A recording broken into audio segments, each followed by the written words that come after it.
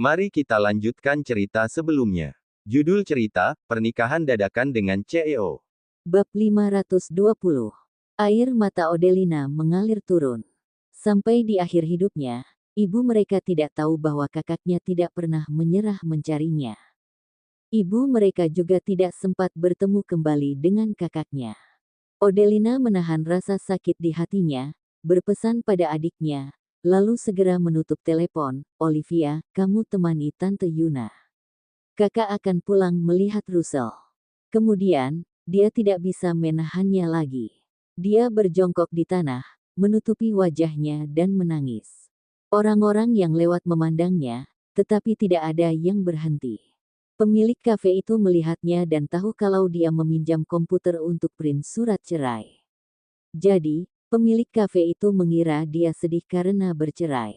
Pemilik kafe itu pun datang menghampirinya sambil membawa sekotak tisu. Dick, pemilik kafe menepuk bahu Odelina. Ketika Odelina mendongak dan menatapnya, dia menyodorkan tisu itu kepada Odelina dan berkata dengan nada menghibur, dia nggak peduli lagi denganmu. Lepaskan dia. Itu juga melepaskan bebanmu sendiri. Biarkan dirimu memulai kehidupan yang baru. Kalau kamu memang sedih, menangislah. Keluarkan semua kepahitan dalam hati. Itu akan lebih baik. Makasih, Pak. Odelina berdiri, mengambil tisu dan menyeka air matanya. Dia berkata sambil terisak, aku nggak menyesal bercerai dengan pria yang melakukan KDRT, selingkuh dan pelit. Aku bukan menangis karenanya. Aku teringat pada ibuku. Ibuku meninggal 15 tahun yang lalu karena kecelakaan mobil. Dia meninggal bersama ayahku. Pemilik kafe itu menepuk pundaknya dengan penuh simpati. Dia mengasihani Odelina. Ada orang yang masih umur 50 atau 60 tahun, tapi orang tuanya masih hidup. Ada juga yang masih kecil, kedua orang tuanya sudah meninggal. Setelah tumbuh dewasa, Odelina merasa menyesal dan sedih karena dia tidak bisa membalas budi orang tuanya lagi. Hanya orang yang pernah mengalaminya yang bisa mengerti. Pak, aku baik-baik saja. Aku pulang dulu. Anakku masih menungguku di rumah. Dick, yang kuat. Matahari selalu datang setelah hujan. Semangat. Kata-kata menghibur dari orang asing ini membuat hati Odelina terasa hangat. Masih ada orang baik di dunia ini. Usai berterima kasih kepada pemilik kafe itu, Odelina berjalan menuju motornya dan hendak pergi. Odelina. Terdengar teriakan yang suaranya berat dan familiar. Odelina melihat sekeliling dan melihat sebuah mobil diparkir di seberang jalan. Orang di dalam mobil itu menurunkan kaca jendelanya, dan dia melihat orang itu ternyata adalah Daniel. Kenapa dia bisa bertemu Pak Daniel? Odelina merasa dia sedikit sial. Tidak, dia tidak menabrak mobil pria itu. Sial karena apa? Setelah sadar dia tidak membuat masalah kali ini, Odelina menekan keinginannya untuk mengendarai motornya dan melarikan diri. Dia melambai pada Daniel, sebagai tanggapan atas sapaan pria itu. Tak disangka, keluar dari mobil, menyeberangi jalan dan berjalan menghampirinya. Odelina terdiam. Dia benar-benar tidak menabrak mobil pria itu, kan? Motornya diparkir di sisi ini, sedangkan mobil pria itu berada di sana. Daniel berjalan ke hadapan Odelina, meletakkan satu tangannya di atas bagian depan motor Odelina. Odelina melirik tangan besar pria itu dan berpikir, apa pria itu melakukannya untuk mencegahnya melarikan diri. Bukannya kamu minta izin untuk merawat putramu? Tanya Daniel padanya. Bab 521. Odelina mengangguk dan berkata, aku minta cuti beberapa hari. Russell trauma dan ketakutan. Aku ingin menemaninya. Lalu, apa yang kamu lakukan di sini? Di mana anakmu? Odelina terdiam. Apa dia mau mengatakan yang sebenarnya? Daniel melihat sekeliling, tetapi tidak melihat anak Odelina. Namun, anak itu takut padanya. Setiap kali melihatnya, anak itu langsung merangkak masuk ke pelukan ibunya, seolah-olah dia adalah monster. Russell lagi tidur siang di rumah. Bu Lesti yang menjaganya. Aku keluar karena ada urusan sebentar. Daniel menggumam lalu bertanya lagi, kamu keluar karena urusan apa? Ketika Odelina ragu untuk mengatakannya, Daniel tersenyum dan berkata, kalau kamu merasa nggak nyaman untuk mengatakannya, nggak apa-apa. Aku kebetulan melihatmu waktu lewat. Aku teringat kamu sedang cuti, jadi iseng bertanya. Oke, kamu lakukan saja apa yang mau kamu lakukan. Aku pergi dulu.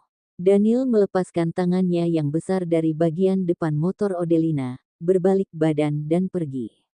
Hati-hati, Pak Daniel, ujar Odelina. Daniel tidak menengok ke belakang, hanya mengangkat tangan sebagai isyarat bahwa dia pamit pergi duluan. Keduanya pun meninggalkan tempat itu dengan kendaraan mereka sendiri. Olivia mengobrol lama sekali dengan Yuna dan Amelia di hotel. Mereka baru pulang setelah ditelepon oleh ayah Amelia. Olivia mengantar Yuna dan putrinya keluar dari hotel, memperhatikan mereka masuk ke dalam mobil dan pergi. Setelah itu, dia baru berbalik badan dan berjalan menuju mobilnya sendiri. Namun, ketika dia berbalik badan, dia melihat sekelompok orang keluar dari hotel. Dia mengenal dua orang dari mereka, Stefan dan adik iparnya, Kelvin. Dia sepertinya juga pernah melihat orang yang satu lagi, tapi tidak ingat siapa. Dia pernah melihat orang itu bersama Stefan di Havana Coffee House sebelumnya. Mereka mungkin sedang menjamu klien, karena Olivia tidak pernah melihat beberapa orang lainnya. Selain itu, pria-pria berbadan besar dan berpakaian hitam di belakang mereka itu pengawal atau karyawan Aditama Group juga. Stefan awalnya tidak melihat istrinya. Pengawalnya yang melihat Olivia duluan. Tugas mereka adalah mengamati sekitar dan mengeliminasi masalah untuk majikannya. Jadi, begitu keluar hotel, mereka langsung melihat sekeliling untuk melihat apakah ada orang yang mencurigakan. Kemudian, mereka melihat Olivia berdiri tidak jauh dari sana, menatap tuan muda mereka. Pikiran mereka seketika menjadi kosong. Semuanya berpikir, gawat, Olivia melihat mereka. Identitas dan Stefan akan segera terungkap. Dan Stefan, ada non Olivia. Orang yang bereaksi dengan cepat adalah Dimas. Dia dengan cepat mengingatkan Stefan, lalu berbalik badan dan kembali ke hotel. Dia harus menghindari Olivia. Olivia mengenalinya, bagi Olivia, dia hanyalah seorang sopir pengganti. Jika dia terlihat bersama Stefan, Olivia akan tahu bahwa dia telah berbohong. Stefan, adik-adiknya, serta Reiki mendengar kata-kata Dimas. Namun, klien mereka tidak mendengarnya. Saat Kelvin melihat Olivia, kakak iparnya, dia bergumam dalam hati. Kak Stefan bilang gak akan bertemu. Sekarang bertemu. Makanya, kalau bicara itu tidak boleh terlalu percaya diri. Mudah terbukti salah. Reiki refleks langsung menghentikan langkahnya, sengaja membiarkan Stefan berjalan di depan dan menjaga jarak agak jauh dengan pria itu. Dia takut dia akan terkena sapuan topan nanti. Stefan malah yang paling tenang. Karena, Yuna dan Amelia tidak ada di sini. Bab 522. Dia masih bisa berakting. Reiki, Kelvin, kalian temani mereka kembali ke kantor dulu. Aku akan ke sana dan berbicara dengan kakak ipar kalian, ujar Stefan dengan suara rendah, lalu melangkah ke arah Olivia. Para pengawalnya tentu tidak berani mengikutinya. Pak Stefan bertemu seseorang yang dikenal. Para klien memandangi Stefan berjalan menghampiri seorang wanita dengan rasa penasaran. Bukannya Pak Stefan tidak memperbolehkan wanita muda muncul dalam jarak 3 meter darinya, selain keluarganya. Iya, kenal. Reiki tersenyum sambil mempersilakan para klien untuk berjalan ke mobil mereka. Melihat Reiki tidak terlihat ingin mengatakan lebih banyak, para klien itu dengan bijak berhenti bertanya. Olive. Stefan berjalan ke arah Olivia, mengulurkan tangannya untuk membantu merapikan jaket Olivia, lalu bertanya dengan peduli, mengapa kamu bisa di sini? Kamu tahu aku ke sini untuk membicarakan bisnis dengan klien, iya. Makanya sengaja datang ke sini untuk menungguku. Hujan sudah berhenti dari siang, tapi udaranya masih dingin. Olivia melihat pria-pria berjas dan bersepatu kulit itu masuk ke dalam mobil, lalu mobil-mobil mewah mereka satu persatu bergerak pergi. Olivia tersenyum dan bertanya, apa mereka semua rekan kerjamu di kantor? Aku datang ke sini untuk mentraktir Tante Yuna dan Amelia. Nggak menyangka akan bertemu kamu di sini. Stefan memandangi beberapa mobil itu lama-kelamaan menjauh, lalu berkata, iya, rekan kerjaku di kantor. Klien yang kami temui hari ini adalah bos-bos besar. Perusahaan kami menganggap ini sangat penting, jadi banyak yang datang untuk menemani mereka. Di mana Yuna Sanjaya? Suaminya meneleponnya, jadi dia dan Amelia pulang duluan. Stefan, aku dan Tante Yuna sudah melakukan tes DNA. Hasilnya akan keluar beberapa hari lagi. Mata Stefan berkedip, tapi ekspresi di wajahnya tidak berubah. Dia berkata dengan lembut, kita lihat nanti waktu hasilnya keluar. Untuk sekarang, anggap saja bukan apa-apa. Olivia menghela napas dan berkata, aku ingin berpura-pura seolah nggak ada apa-apa, tapi itu namanya bohong. Awalnya, aku takut Amelia akan mengira aku hanya ingin panjat sosial. Tapi, semuanya jadi sangat rumit sekarang. Alangkah baiknya kalau mamaku masih hidup. Stefan mengulurkan tangan untuk merangkul bahu Olivia, lalu mengantar wanita itu ke mobilnya. Meskipun mama mertuaku sudah tiada, kalau Yuna adalah tantemu, itu juga hal yang bagus karena kalian bisa bertemu. Juga hal bagus bagi Yuna. Yang paling ditakutkan adalah ketika kita sedang mencari keberadaan keluarga yang ingin dicari, kita malah mendapati kita adalah satu-satunya orang yang masih hidup dalam keluarga. Itu lebih menyakitkan. Meskipun ibu mertuanya sudah tiada, beliau meninggalkan 2 anak perempuan. Yuna masih bisa bertemu dengan kedua keponakannya. Setidaknya itu cukup menghibur hati Yuna Fang selama ini terus mencari keberadaan adiknya. Iya, setelah kamu bilang begitu, aku jadi merasa lebih baik. Kamu mau naik mobilku? Setelah mengantar Olivia masuk ke dalam mobil, Stefan membungkuk, mencium pipi Olivia, dan berkata dengan nada menggoda, kenapa? Istriku nggak mau mengantar suaminya pergi kerja. Olivia tersenyum dan berkata, oke, masuklah ke mobil. Aku akan mengantarmu ke kantor. Stefan berkata, aku saja yang menyetir. Dia berjalan mengitari mobil, lalu duduk di kursi pengemudi dan mengencangkan sabuk pengamannya sambil bertanya pada Olivia, siapa yang membantumu menjaga toko? Aku tutup tokonya. Murid-murid lagi ujian. Akhir 2 hari ini. Minggu depan mungkin sudah libur. Begitu mereka libur, toko-toko yang menghasilkan uang dari para siswa akan tutup, lalu mudik lebih awal untuk lebaran. Stefan berkata, toko online kamu nggak secepat itu tutupnya, kan? Nggak secepat itu, tetapi meskipun aku nggak melakukan pengiriman sekarang, aku juga harus mengerjakan kerajinanku. Kebetulan sekali aku bisa membuat lebih banyak di hari libur. Setelah libur, aku bisa mengirimkan semua pesanan orang-orang. Stefan mengingatkan, jangan sampai terlalu lelah. Apalagi beberapa hari ini, jangan duduk terlalu lama, nanti pinggangmu gampang sakit. Olivia teringat bahwa dia sedang datang bulan. Kalau duduk terlalu lama, pinggangnya akan terasa tidak nyaman. Hatinya terasa hangat. Dia menggumam mengiyakan. Dimas yang bersembunyi di hotel akhirnya memberanikan diri untuk keluar dari hotel setelah melihat tuan mudanya membawa istrinya pergi. Bab 523. Olivia tidak melihat Dimas yang masuk kembali di dalam hotel untuk bersembunyi ketika rombongan Stefan. Dia tidak tahu bahwa pria di sampingnya, yang peduli padanya dan membuat hatinya terasa hangat itu pintar sekali akting. Dia berkata kepada Stefan, kakakku baru saja menelepon. Dia sudah bernegosiasi dengan Roni mengenai persyaratan perceraian mereka. Bagaimana jadinya? Semua harta atas nama Roni akan dibagi rata dengan kakakku. Kakakku nggak akan mengambil rumah dan mobil pria itu, tapi pria itu harus membayar sejumlah uang lagi pada kakakku. Hak asuh atas Russell milik kakakku. Dia harus membayar 6 juta sebulan sebagai biaya tunjangan untuk Russell. Dia meminta agar kakakku menyerahkan semua bukti yang merugikannya itu padanya, tanpa menyimpan salinan apapun. Kakakku berjanji dia nggak akan membalas dendam pada pria itu setelah bercerai. Stefan bertanya, apa kata kakakmu?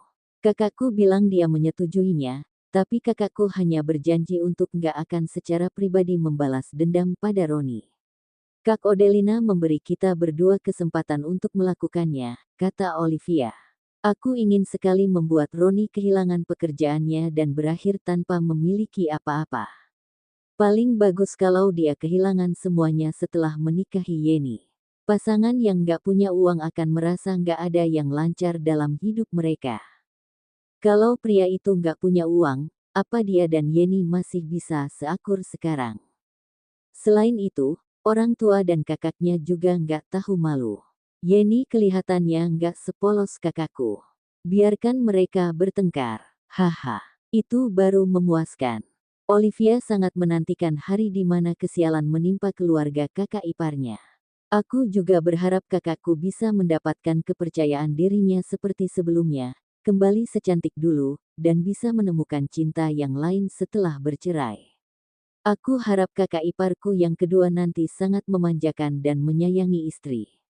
Aku harap mereka hidup bahagia. Aku jamin, itu akan membuat Roni sangat kesal. Biarkan keluarga pamungkas hidup dalam penyesalan. Stefan berkata, kakakmu pasti akan hidup bahagia sesuai keinginanmu. Kak Odelina sudah mulai kurusan sekarang. Apa kamu nggak menyadarinya? Aku menyadarinya, tapi belum terlalu jelas. Terlalu banyak hal yang terjadi akhir-akhir ini. Jadi, wajar saja kalau kakaknya kurusan. Olivia berharap setelah kakaknya meninggalkan Roni, kakaknya bisa memulai kehidupan yang baru. Cara terbaik untuk membalas dendam pada Roni adalah dengan hidup lebih baik dari pria itu. Ngomong-ngomong, Roni bersikeras menolak memberi kompensasi kepada kakakku atas biaya renovasi rumah. Stefan, setelah kakakku dan Roni menyelesaikan prosedur perceraian besok sore, apa kamu bisa mencarikan belasan pria yang kuat? Aku ingin membawa mereka untuk membantu kakakku memindahkan barangnya, juga meminta biaya renovasi rumah yang dikeluarkan olehnya. Kalau Roni nggak mau, nggak apa-apa. Hancurkan semua bagian rumahnya yang direnovasi. Rumah yang dia beli adalah rumah yang belum direnovasi, jadi kembalikan saja rumah yang seperti itu pada pria itu. Mau menyimpan dekorasi yang dibayar kakakku. Debu saja akan kuambil balik. Pintu, jendela, peralatan listrik kebanyakan juga kakakku yang beli. Kakakku akan mengambil kembali semua yang dia beli dan pindah dari sana. Semuanya akan dijual bekas. Tidak satu pun diberikan untuk Roni. Apa yang dipikirkan Olivia dan Odelina sama. Memang benar, mereka kakak adik. Stefan berpikir. Keputusan Olivia dan kakaknya sangat bagus. Jangan sampai Roni keenakan dan untung.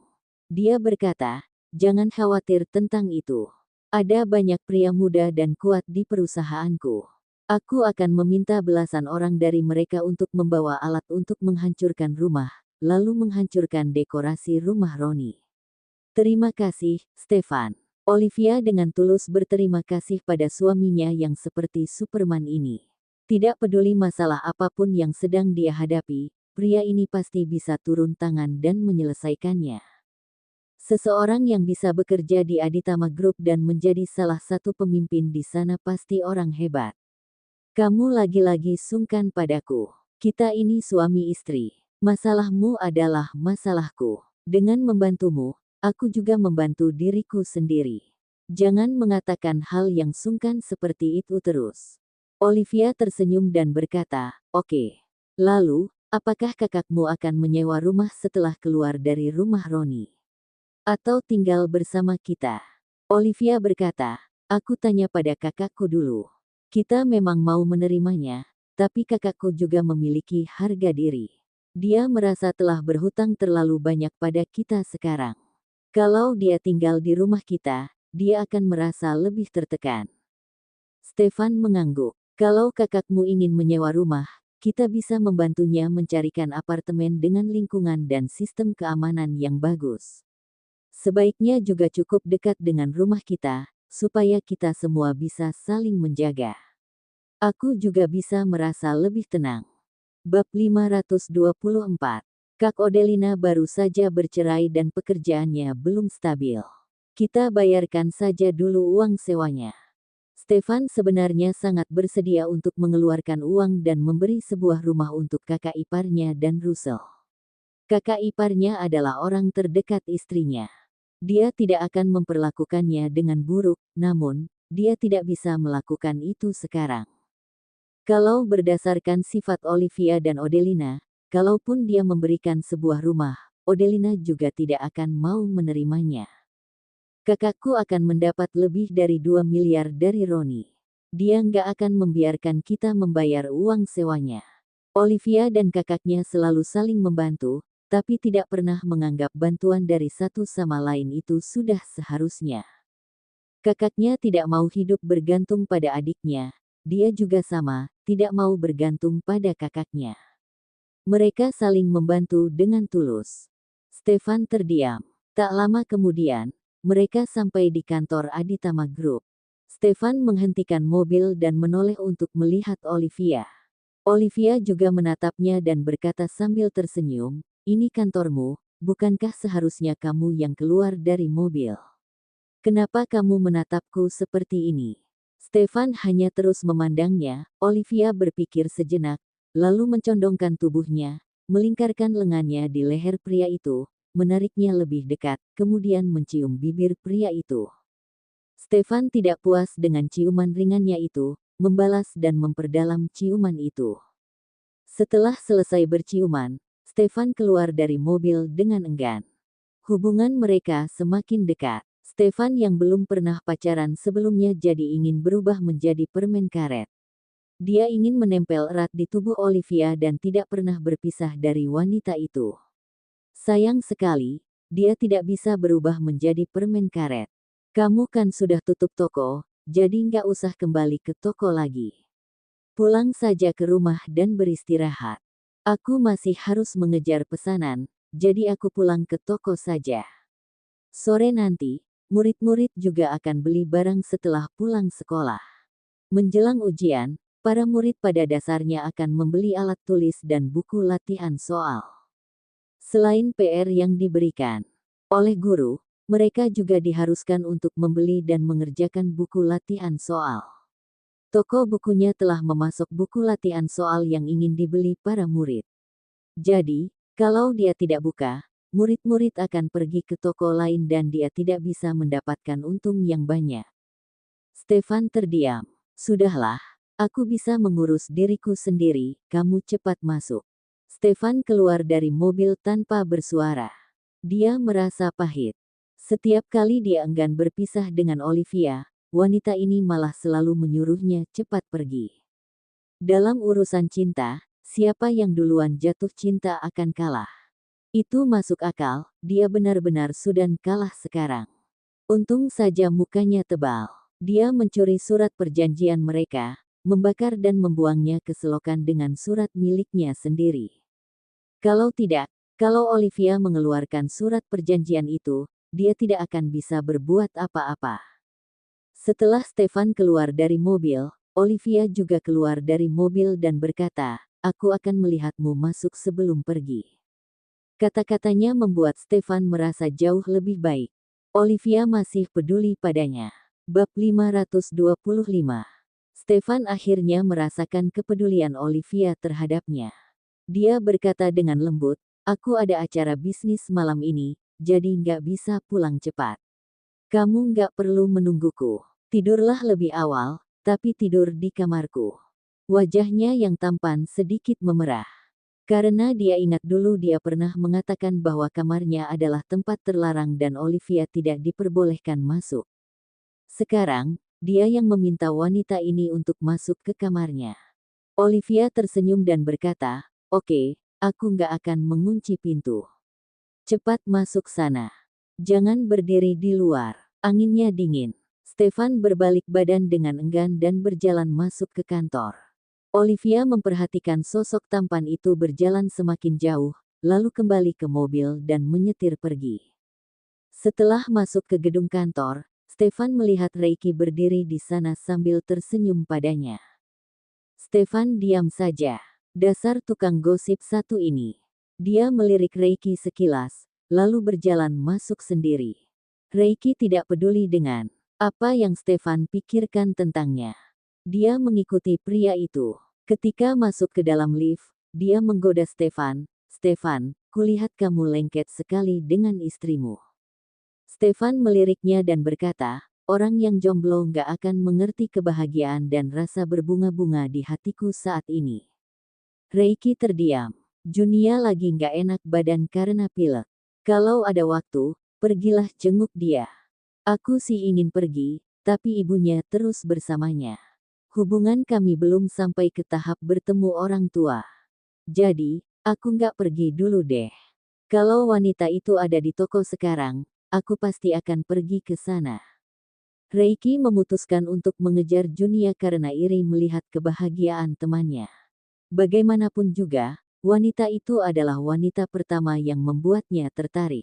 Dia sangat menyukai sifat Junia. "Stefan, bagaimana kalau kamu bantu aku tanyakan pada istrimu? Apa Junia sudah kembali menjaga toko?" Reiki juga orangnya sangat berinisiatif. Ketika dia mendapatkan suatu ide, dia akan segera melakukannya. Dia memang tidak bisa pergi ke rumah keluarga Santoso untuk menjenguk Junia, tapi dia bisa ke toko wanita itu. Stefan mengabaikannya. Reiki menyenggol Stefan dan berkata, "Hei, kamu yang memperkenalkanku padanya. Aku ingin mengejarnya sekarang. Kamu nggak mau mendukungku." Stefan menatapnya dan berkata dengan marah, "Istriku baru saja pergi, pasti masih di jalan sekarang. Dia sedang menyetir. Kalau aku meneleponnya, dia akan terganggu saat berbicara di telepon. Itu terlalu berbahaya." Reiki membuka mulutnya, tapi tidak bisa membantah. Lift membawa mereka berdua ke lantai paling atas. Saat pintu lift terbuka, Stefan keluar dan diikuti oleh Reiki. "Kamu nggak ada kerjaan. Kerjaan temannya ini hanya bergosip setiap hari," pikir Stefan. "Aku hanya meluangkan sedikit waktu untuk minum air. Nanti kalau kamu sudah membantuku untuk menanyakan pada istrimu, aku akan pergi bekerja seperti kerbau lagi untukmu." Stefan tertawa dan berkata, "Kamu mengatakannya seperti kamu nggak digaji saja." Keduanya memasuki area kerja mereka bersama. Mereka tentu tidak menyia-nyiakan waktu. Mereka langsung membahas masalah pekerjaan. "Ngomong-ngomong, kamu memintaku untuk memutuskan kerja sama dengan Pratama Group. Tadi bosnya menghubungiku secara langsung." Pratama Group bereaksi dengan cepat. "Itu karena pihak yang memutuskan kerja sama adalah Aditama Group. Di Mambera, perusahaan yang dapat bekerja sama dengan Aditama Group adalah perusahaan-perusahaan yang cukup hebat dan besar. Sehingga kerja sama mereka saling menguntungkan bagi kedua belah pihak. Namun, Aditama Group tiba-tiba memutuskan kerja sama bisnis dengan mereka. Meskipun cuma anak perusahaan, itu membuat bos Pratama Group khawatir. Bos Pratama Group tidak berani menelepon Stefan secara langsung, jadi dia menelepon Reiki. Bab 526. Kamu bilang apa? Apa yang bisa kukatakan padanya? Aku nggak mungkin berterus terang padanya dan bilang penerusnya di masa depan ingin merebut wanitamu, kan? Hal ini disebabkan oleh urusan pribadimu. Kamu urus saja sendiri. Aku akan menyuruh Selvi untuk mengatur jadwalmu agar bisa bertemu dengan bos Pratama Group." Stefan berkata dengan datar, "Abis tahun baru dibahas lagi saja. Aku ada bisnis trip 2 hari lagi." Reiki tertegun, curiga dirinya salah dengar. "Kamu mau bisnis trip? Mau bisnis trip kemana? Memangnya kamu bersedia berpisah dari istrimu? Hubungan kalian sudah semakin dekat." Setelah diam cukup lama, Stefan berkata, "Rasanya nggak apa-apa kalau aku memberitahumu. Semua orang di kota ini juga akan segera mengetahuinya. Ini baru namanya gosip." Sebagai seorang tukang gosip, telinga Reiki langsung menegak. Dia tersenyum dan berkata, "Ada apa?" "Adik yang selalu dicari-cari oleh Yuna Sanjaya kemungkinan adalah ibu mertuaku." Reiki berkata, memangnya kamu punya ibu mertua? Enggak, maksudku, bukankah ibu mertuamu sudah lama meninggal? Ibu mertuaku sudah meninggal lebih dari 10 tahun. Memangnya dia nggak boleh punya kakak? Reiki tercekat. Semua orang kalangan kelas atas di Mambera tahu bahwa Yuna terus mencari keberadaan adiknya. Aksa Sanjaya pernah datang untuk meminta bantuan Bram, tetapi Bram merasa petunjuknya terlalu sedikit. Ditambah lagi, Bram bekerja untuk Stefan di Aditama Group, sementara Aksa Stefan. Jadi, Bram akhirnya menolak untuk membantu Aksa. Jika ibu mertuamu adalah adik perempuan yang dicari Yuna Sanjaya selama ini, bukankah itu artinya istrimu adalah keponakannya Yuna Sanjaya? Sedangkan kamu adalah keponakan menantunya Yuna Sanjaya. Lalu, Amelia Sanjaya sangat mencintaimu. Setelah meluruskan semuanya, Reiki menepuk pahanya dan berkata sambil tersenyum, hahaha, Stefan. Aku mau lihat bagaimana caramu menghadapi hal itu nanti. Stefan mengulurkan tangan dan mengambil sesuatu, lalu melemparkan apapun yang dia ambil itu ke arah Reiki. Pergi sana. Tunggu, aku akan pergi setelah tertawa sebentar. Stefan, kamu hanya perlu mengakui semuanya pada istrimu malam ini. Reiki tidak mengerti apa yang Stefan masih ragukan saat ini. Hubungan antara Stefan dan Olivia sudah semakin baik. Artinya, pria itu sudah memeriksa karakter Olivia dan wanita itu lolos. Aku takut. Dia takut dia akan kehilangan Olivia setelah mengakui segalanya. Jarang-jarang sekali Stefan bisa takut. Kamu pantas mendapatkannya. Stefan memelototi temannya dengan wajah masam. Jadi, kamu mau bisnis trip sebentar, supaya bisa menunda waktu. Rahasia nggak akan bisa disimpan selamanya. Kalau ibu mertuamu nggak ada hubungannya dengan Yuna Sanjaya, masih lebih mending. Kalau mereka benar-benar adik kakak, apa kamu mau selamanya nggak bertemu dengan tante mertuamu? Atau kamu merasa belum yakin telah mendapatkan hati istrimu? Mengingat sifat Olivia, Stefan mengangguk dengan ekspresi rumit, iya, aku belum yakin. Reiki memandangnya dan berkata sambil tersenyum, makanya, aku benar-benar kagum pada Olivia. Aku penggemar setianya. Siapa yang menyuruhmu berlagak dingin setiap hari? Jelas-jelas menyukainya, tapi nggak mau mengakuinya. Kalau bukan karena nenekmu yang turun tangan, kamu mungkin masih harus cemburu setiap hari. Hanya menyiksa diri sendiri saja. Stefan berkata, aku nggak punya pengalaman pacaran. Dia tidak tahu harus bagaimana menjalani hubungan ini. Dia ingin mendekati Olivia, tapi juga tidak ingin melakukannya. Ini sangat membuatnya canggung. Aku akan melakukan perjalanan bisnis untuk beberapa waktu. Setelah pulang, pas sekali harus menghadiri pernikahannya Yose. Selama dia pergi menghindar, dia akan memikirkan bagaimana cara mengakui segalanya kepada Olivia, agar wanita itu tidak terlalu marah. Sayangnya, jika dia tahu suatu hari dia akan jatuh cinta pada Olivia, dia tidak akan pernah membuat keputusan seperti itu. Namun, saat itu, dia dan Olivia tidak mengenal satu sama lain. Dia salah paham pada wanita itu, jadi dia sangat waspada pada wanita itu, menyembunyikan identitasnya untuk melihat sifat asli wanita itu adalah cara terbaik waktu itu. Dia merasa bersyukur karena dia tidak pernah menyakiti Olivia. Kalau tidak, dia tidak akan bisa mendapatkan wanita itu. Reiki juga bisa memahami keputusan yang diambil Stefan di awal. Cerita bersambung.